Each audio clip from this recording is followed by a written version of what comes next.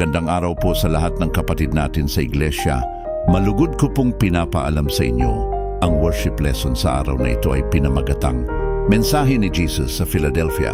Pinuri ng Panginoong Hesukristo ang mga taga Philadelphia sa pananampalataya kahit nasa ilalim sila ng mga pagsubok.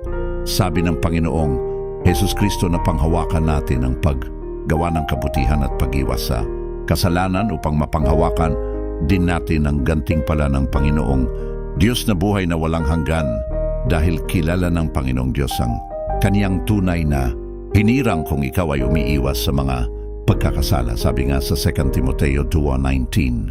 Gayon man ang matibay na pinagsasaligan ng Diyos ay nananatili, na may tatak nito, nakikilala ng Panginoon ang mga kaniya, at lumayo sa kalikuan ang bawat isa na sumasambitla ng pangalan ng Panginoon. Kahit maraming naliligaw at nagkakamali, matatag pa rin ang pundasyon ng Diyos.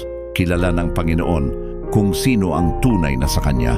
Kaya ang hamon sa bawat sumasampalataya, kung ikaw ay sa Diyos, dapat lumayo ka sa kasalanan at mabuhay ng banal.